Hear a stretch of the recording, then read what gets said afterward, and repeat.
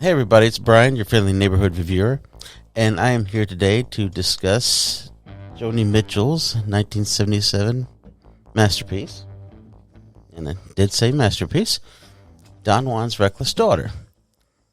Heck of a title for an album, but we'll go through the album showcase. Of course, we're going to talk about the album cover. How could we not?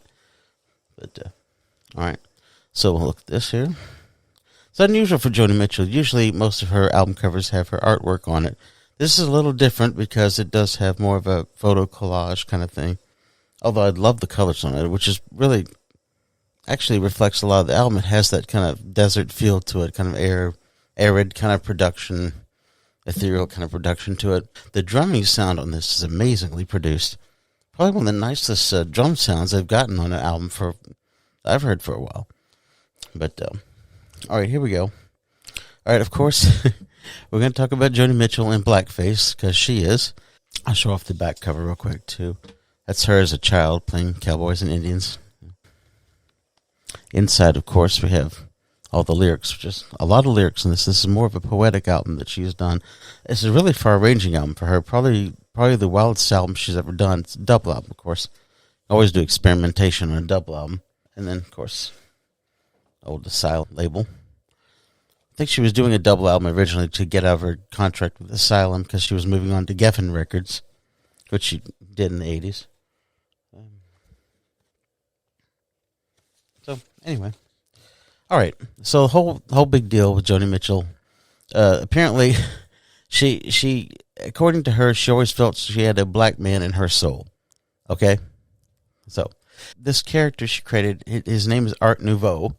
That's what she gave this character a name. She showed up apparently at a Halloween party dressed like this. Didn't tell anybody. Nobody knew who it was. So it's kind of funny. But, nowadays, of course, people, the woke stuff and all that stuff.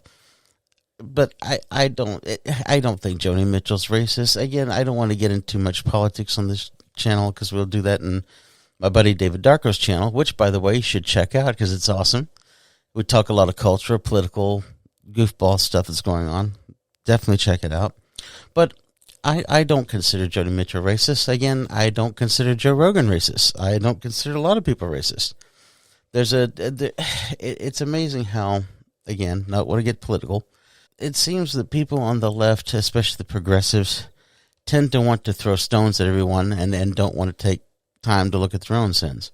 So it's wild that Joni Mitchell and Neil Young hopped on the bandwagon to ban Joe Rogan, basically for whatever misinformation or whatever they think what is. I don't even know if they know why they're banning this guy. But anyway, but I don't think Joe Rogan's racist. I don't think Joni Mitchell's racist. I think people should really lighten up a little bit. Jeez Louise. It's amazing how you can get into politics and politicize every single thing, and it destroys everything. My take is this: unless there's a vicious intent on someone's, I don't think people are racist in general. I think we laugh at racism. I think we laugh at some of the words like the N-word and stuff like that. We use it either as a sense of camaraderie for a lot of Black Americans. They've taken that word that was bad and used it as a way of camaraderie and friendship and stuff like it's the same way as saying MF to someone. Hey, MFer, that doesn't necessarily mean you're putting them down. It's just, guys use that a lot as a sense of cordiality, I guess you might say. So I don't think Joni Mitchell's racist. I don't think most people are. Does people are prejudiced? Or can people be racist? Can they? Of course they can. Of course they can. But in general, most people laugh at it. Or they do like my buddy who's Polish. He tells Polish jokes all the time. I think a lot of people, politicians, use anything they can to try to score points or to demonize their enemy, and it's nonsense. And I hate to see Neil Young and Joni Mitchell fall prey to that, but then again, maybe they just, I don't know. But anyway, enough of that. So yes, it's Joni Mitchell and Blackface, but again, I think she was obviously doing an homage to those jazz musicians. A lot of people she was working with, including on this album. There's a lot of Brazilian musicians. As far as the native, dress in the back, this is the way she, we all played cowboys and Indians. A lot of us did when we were younger. We didn't think of any prejudice of it. I have Cherokee in my blood. I don't consider it a big deal. Whoop-de-doo. Some people want to sit there and make a big deal about everything, but whatever. So I don't think kids playing cowboys and Indians is anything to be worried about. The cover too, in the song like Paprika Plains, where it contrasts a lot of the childhood cowboys and Indians, and then how contrasting that innocence and stuff with the reality, the harsh reality of things, as far as Native Americans and stuff like that. As far as like in Otis and Marlena in this song here, they contrast that as well. She does with the bourgeois coming down to the Florida for the Miami hotel for, weekend vacation or week vacation, and while Muslims stick up Washington, that realism that comes into contrast, that kind of elitist world in a way. But I'm getting ahead of myself. Anyway, so what is this album? Well, this continues her experimentation. With Court and Spark, her previous 2 albums, 3 albums, I think it was, Court and Spark, she hit the big time because Help Me was a big hit. Raised on Robbery was a hit. Free Man in Paris was a hit.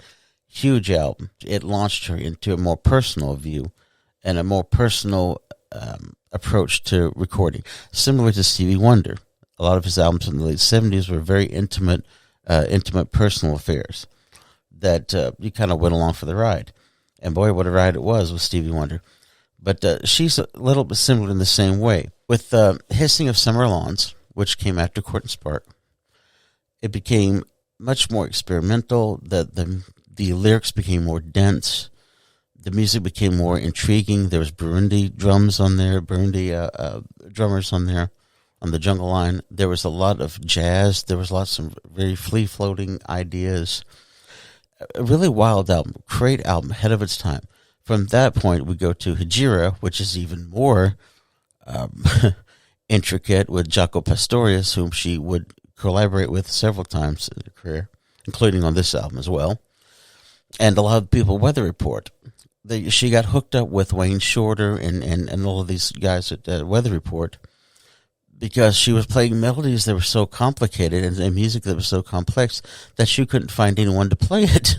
So she had to get jazz musicians to help her to flesh these songs out and make them come alive because she couldn't find anyone to play them. So this album came after Hissing of Summer Lawns, Hejira, and taking it to the farthest reaches she could possibly take it.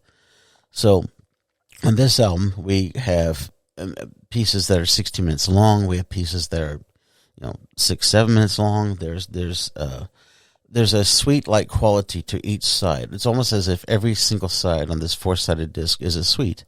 The opening overture into Cotton Avenue, into Talk to Me to Jericho is very sweeping and kind of coalesces together. Paprika Plains, the next song, takes up the entire side, 16 minutes. So with the third side, she starts out with Otis Molina, then The 10th World, and then Dreamland.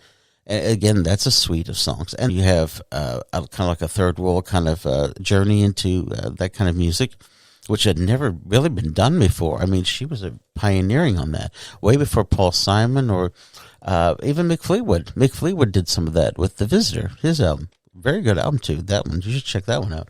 And then the final side, Don Juan's Reckless Daughter, Off Night Backstreet, and Silky Veils of Ardor. Again, definitely a suite of songs. So this album flows together really nicely for a double album.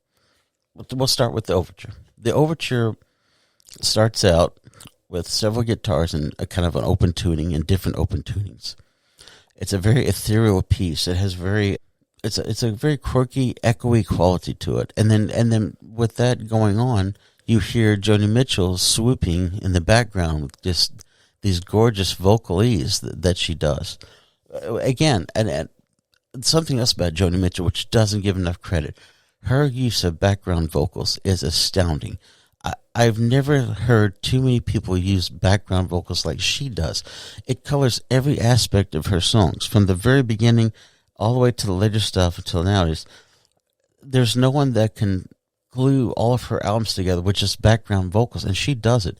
You can always tell Joni Mitchell's background vocals on Help Me, on even on those pop songs. They're so intricate and advanced. And she is so amazing how she uses those vocals, and it colors every single thing she does. Amazing, amazing. So the overture starts out like that, just simple acoustic guitars and vocal swoops, really cool production. Reminds me a lot of David Crosby's first album, solo album. If I'd swear there was someone here.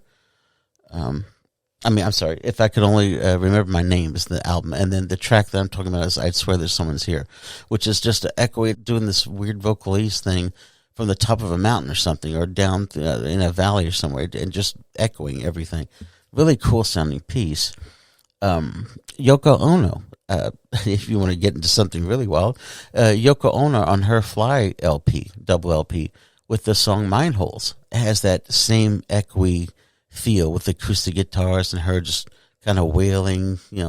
Someone described this almost like ghost-like through the intricacies of the acoustic guitar. Really haunting piece, really cool piece. Even if you don't like Yoko Ono, check that out, Mine Holes. So I'm sure you can find it on YouTube.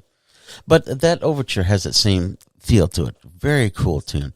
And then it gets a little, Jocko starts up with his bass, his boom, boom, boom, boom, and then it starts into Cotton Avenue. Kind of jazzy little number, which a lot of numbers on here are kind of jazzy, of course, because she pretty much invented jazz pop, jazz folk, whatever you want to call it. But Cotton Avenue is a neat little number. It kind of settles down. If you've got a place to go like that to go, you're just going to go there. Great song. Really cool. Band swings with it. Really awesome. Really nicely done. I want to give kudos to Steve Katz, who co-produced this album. Steve Katz was originally with Blood, Sweat, and Tears, and that jazzy feel you can hear on that too, but it's not in a pop sense. It's in a really in-depth, really, really hardcore jazz kind of feel. It has a very real depth of soul to this thing, really depth of soul. The second track is Talk to Me. Again, another great song. Joni being funny, a great jazzy, almost Ella Fitzgerald kind of scat kind of thing. And her talking about, William Shakespeare, Willie the Shake, neither borrow nor lend or be, that kind of talk, singing. Gosh, a really cool song. Great song. Again, Jaco Pastore's really prominent in this in his bass. That wah-wah-wah bass. Great stuff. And then this first side ends with Jericho, which is such an intimate, revealing number. The lyrics on this are extremely revealing as far as Joni Mitchell is concerned. And she is not very, she's pretty hard on herself at sometimes. I mean, she named the album Don Juan's Reckless Daughter. I mean, Don Juan, the legendary rake, basically, who would womanize women and woo them and conquer them and do what he does and then leave them. Not a very nice guy. In fact, Don Giovanni, the Mozart opera, was based on that legend, and how he's unrepentant even to the end, and he's dragged to hell because of his unrepentance. And you're comparing yourself to that. That's pretty harsh, But she's very blatant how she's always constantly fighting the lust and the love, and then the spirit and the flesh, and that contrasts really well on this album, especially on the title track, which is just driving and a pivotal piece. Jericho, that same way, that intimacy, that ache, that I try to leave myself open unto you. Just that first line, wow, and you're hooked. You're like, ooh, and just like Jericho, let these walls come down. You're gonna see everything bad and good about me. Boy, that's a good song. Really intimate. It was originally on Miles of Owls, the live album. They did a version on that, but nothing like this version. All right. From that first side opening, boom. I mean, you're right into the album, because with the Cotton Avenue and Talk to Me, you're already hooked, because these are such fun songs, and they're great songs. And then you're ready for Jericho, which is really, really revealing and very intimate tune. It takes 2 or 3 times to really get a handle on it. And then you go on to this side, too, which is the big epic, Paprika Plains. 16 minutes of Joni at the piano. It's a 3-part song. The first part takes place in the ladies' room in a club. And then it starts out really good. Nice little pop feel, a little jazz to it, a little classical to it. And then it goes into the second part, which goes on for like 10 minutes, I think, something like that, 8 minutes, whatever. And it's basically an improvisation piece with her on piano with an orchestra backing. And it's good. I don't know. Maybe cut a little bit, but I don't know. Maybe it's a little, I don't know. maybe Too many notes, Your Majesty. Exactly. Very well put. Too many notes. it meanders a little bit. But I think it could have been cut to maybe 9-10 minutes, maybe. But then the third part, it when she goes back into the club, and then the jazz band starts playing, and the drum sound and the kick of the drums and the sputtering of the disco ball and all, it's really cool. It's a great image, and the band kicks up, and it's a fantastic ending to number. Like I said, it's not entirely successful. It does musically, it's not entirely successful because I think the middle part does wander a little bit. But overall, absolutely, it's recommendable. Of course it is. It's fascinating. And the lyrics are amazing on that. Because the middle part has lyrics to it, but it's not actually, she doesn't sing them. It's more you read along with the orchestra passage, which she talks about seeing a band of Native Americans, and she's in a helicopter, and then, sees a mushroom cloud, and then the cloud turns into a beach ball, and the beach ball turns into, it's basically dream imagery. And then she's, coddling the earth and all that stuff. And it's a wild piece.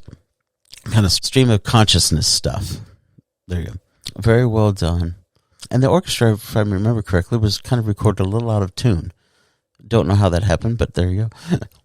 But it's a fascinating piece. And again, it contrasts the childhood innocence with the reality, the harsh reality of things sometimes. So, but fascinating piece. That was the piece that Charles Mingus, the legendary jazz bassist, heard and was so fascinated by it. He contacted Joni Mitchell for possible to work together, which they did on her next album, Mingus, which unfortunately he did not live to complete. He died during the making of it, but she completed it in honor of him. Then we go to side 3, which is kind of like the I guess you might say the world music side of it. Starts out with Otis Molina, like I said, which is a character portrait of a couple, apparently kind of bourgeois couple, coming down to the Miami hotel in Florida and seeing all these people there and all that. And that, Joni gives a kind of a detailed description of them. And then, Muslims are sticking at Washington, by the way. So it's like, it's like contrasting that coming down there and all that stuff, and the cellulite and all that stuff, the whole description and then you've got this while Muslims stick up Washington, which was actually a real incident that did happen at the time. I think some Muslims had taken over a couple of buildings in Washington, and so they contrast those two with that. And then again, you go into the Brazilian music of the 10th world, and then you go into the Brazilian African music of Dreamland. There's contrasting cultures, I guess I should say. But and also understand too that this music, unless you get like National Geographic or something, this music, third world music and world music and stuff like that, wasn't really explored much on pop music. Not really. But so you get that contrast with the 10th World, which is an instrumental that is co-written with, I think, Erotu Mordiera. I think I'm probably pronouncing it horribly. And then Jaco Pastorius, of course, a lot of the percussionists into from Weather Report. So that's a great one. That's a good little chant. It's a good little instrumental, man. I mean, it's a good 5-6 minutes long. And then I didn't realize how accurately the music is. That it's very well thought out. That it seems like just a random jam, but it's not a random jam. It's very well thought out. But anyway, fantastic number. Really great number. Takes you totally a place where you've never been on a Joni Mitchell album. And then it follows up with Dreamland, which is basically just percussion and her singing. And Chaka Khan and background vocals. I mean, she's Chaka Khan. Do I have to say anything else? That's it. So again, Dreamland is one of her best pieces. Amazing piece. Great number. Then we come back more intimately with the title track, Don Juan's Restless Daughter, on side 4, again, which is a fantastic piece, one of her pivotal cornerstone pieces, musically and lyrically. Again, contrasting the lust for the love, the serpent with the eagle, with the flesh and the spirit, and all that warring with inside her. And this reckless lifestyle she talks about, it's just, man, it's so cool. She really, it's poetic, but very down to earth and very honest about who she is and things that she's been through and things that she's done. Really cool. And from there, we go into Night Backstreet, which again finds her at the losing end of the relationship, still hanging on to this guy, and he's sitting there, got another woman in the house and finding her hair in the sink, or in the tub. And but I'm just you're off Night Backstreet. So boy, she's like she's not taking that well being the other woman now. And then Silky Veils of Ardor, which again, ardor being a lot of passion, very passionate. That's I think the definition of ardor, extreme passion, something like that. So if I had only looked through the Silky Veils of Ardor, this passion, and seen through it beyond it, I would have locked up my heart because I would have known how hurt I would be. How much you would have hurt me and how much I could have been hurt. But, because once you get through the passion and the lust and all that stuff and all that, the oohs and ahs, it's got to be something more than that. If it's not something more than that, then you're just wasting your time. Because love is more than just sex, or love more than just some fervent emotional passion. Love is more than just an emotion. It's soul deep. And when you get finished with the fun and the passion and all that, you're either staring at someone you love with all your heart, or you hate, or you don't want to ever see again. So it's not something to take lightly when you involve sex and things like that. That's why but that's why I always advise, hey, don't kind of keep it keep it locked away a little bit until you know that person and you want to be the rest of your life with them. Unless you're just doing a one-night stand or something, I guess. But that's basically what she's saying. And she's always looking for that more. So maybe if we can just roll a little harder, if I had the wings of Noah's dove, I'd fly, to my love. So it's a great image, with, and then the last line, only in dreams we fly. So, man, it's just a killer album. God. This album, like I said, this is surprisingly, a lot of people find it very difficult to get into this album. I didn't find it at all. Like I said, the Overture, Cotton Avenue, Talk to Me, gets you right into the album.